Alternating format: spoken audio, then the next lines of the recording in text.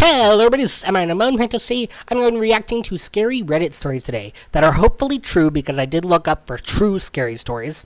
So I actually recorded this with a better camera and a better microphone last week, and yeah, the microphone, it was both this, well, not this microphone, but the one I was holding and the one in the computer, so it echoed.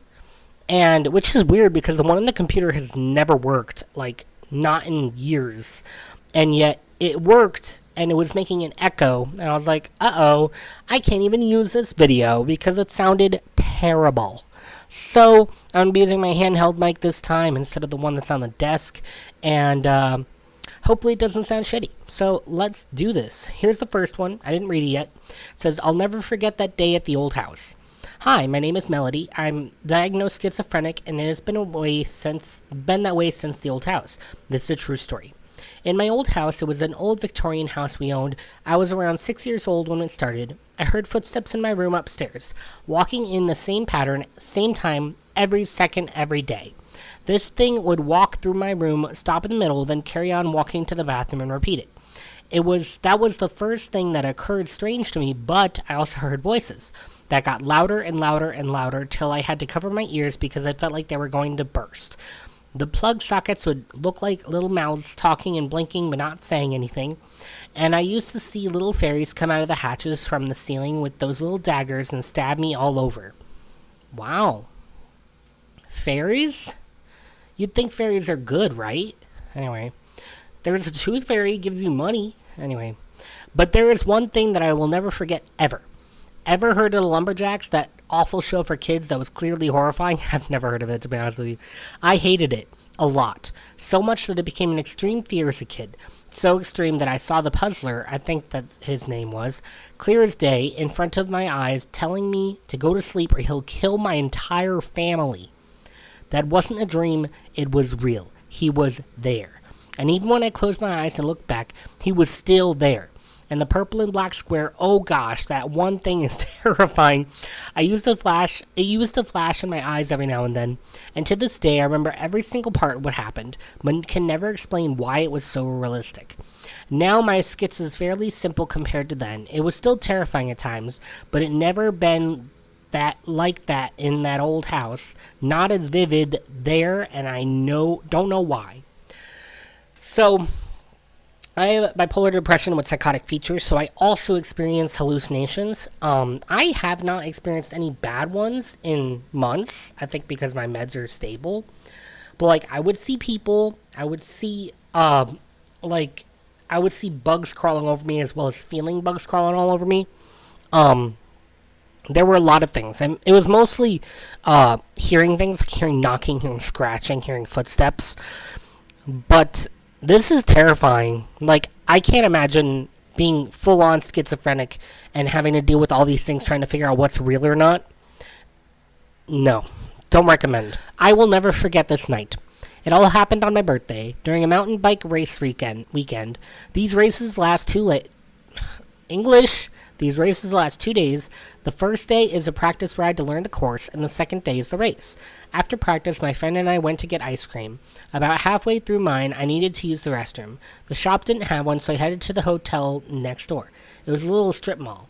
It was about 5:30 in the afternoon. As soon as we stepped inside, the place felt strange. The air smelled musty, like old carpet. There was absolutely nobody around, no workers, no guests, just silence. Well, not complete silence. In the front corner of one of those little gold Asian waving cat statues, its paw clicked rhythmically as it moved up and down. That sound echoed through the empty lobby. Mixing with the harsh buzzing of the fluorescent lights above, that was it. No TV, no voices, no steps, just the cat and the lights. We wandered a little looking for someone to ask about the bathroom, but the place seemed abandoned. Finally, I gave up and started searching on my own. I noticed a restroom sign swaying slightly under the lights. I looked at my friend and said, well, looks like it's that way. He sat down on the couch in the lobby, and I walked down the hall. The buzzing lights overhead made the whole corridor feel lonelier the further I went. At the end, instead of restroom doors, I found a ballroom completely empty except for music equipment on the stage. No instruments, just stands, cables, and mic quietly humming with the static. I even thought I couldn't see any speakers.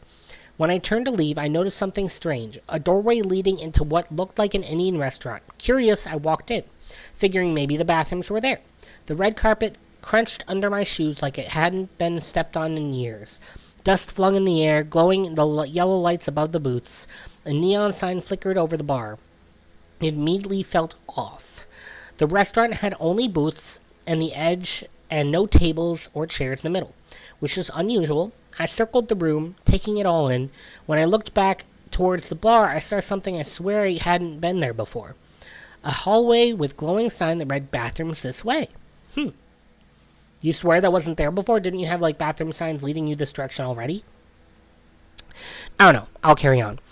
I followed it and finally found the restroom. As I walked though about how perfect the place was for photos. As I walked, I thought about how perfect this place was for photos.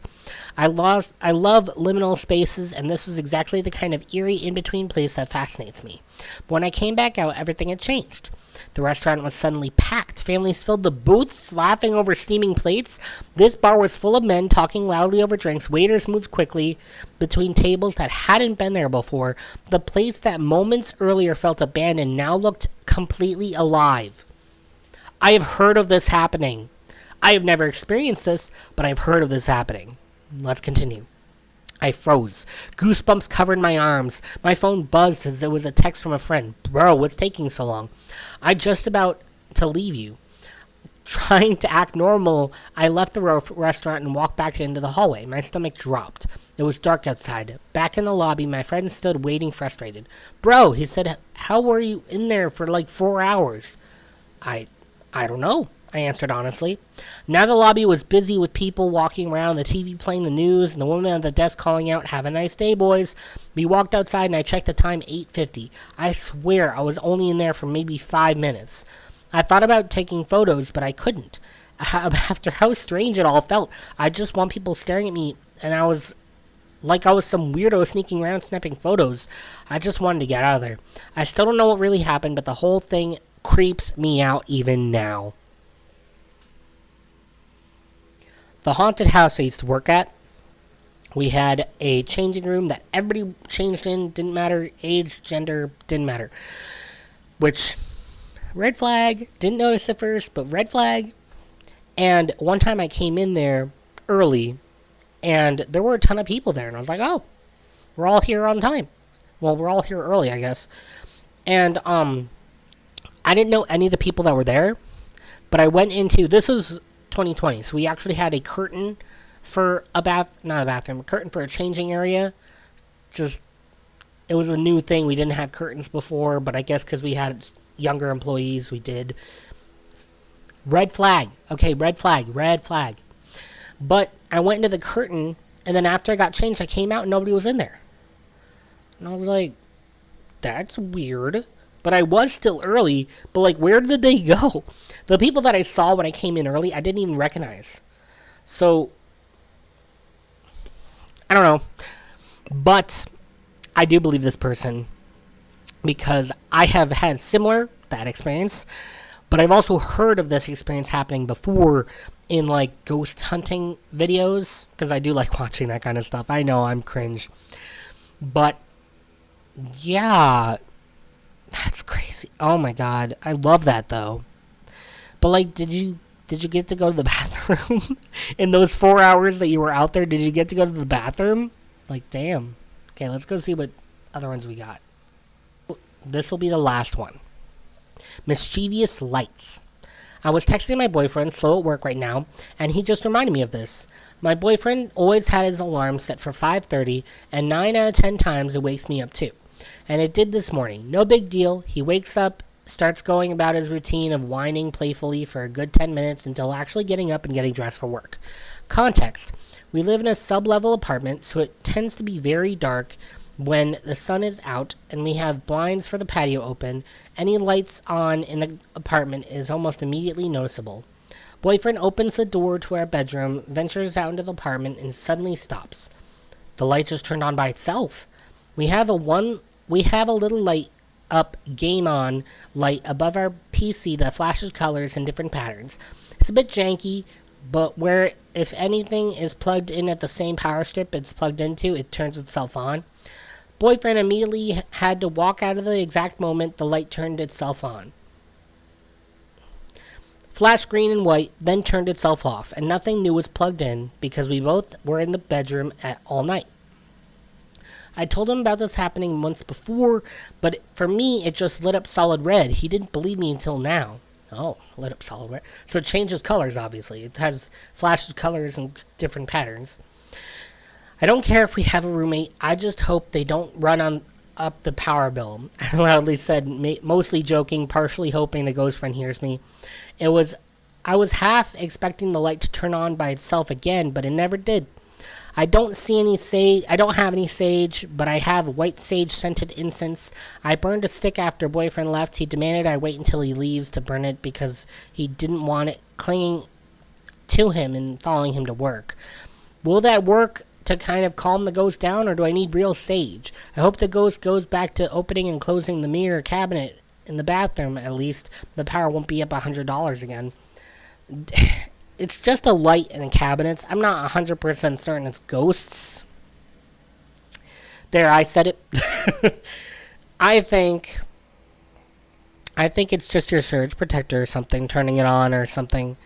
But $100, that's a lot of money. Maybe I'm cheap, but $100 is a lot of money. So I would switch surge protectors and just let it open the cabinet, the mirror cabinet, if it's doing that. I don't really believe that that's happened since you only mentioned it once at the end. But, I don't know. It doesn't seem like that big of a deal. I've had worse ghost problems. But it also could be psychosis. So, but anyway, I hope this was entertaining for you. I hope you enjoyed this. Hope this didn't scare you too much. It didn't scare me. The one about the whole room being empty and then the next time you go in it is full is so amazing. If ghosts could honestly do that, which I'm sure they could, that is phenomenal work. Good job, guys. Good job. Anyway, thank you guys so much for watching. This is Mini Mo, signing off. Bye.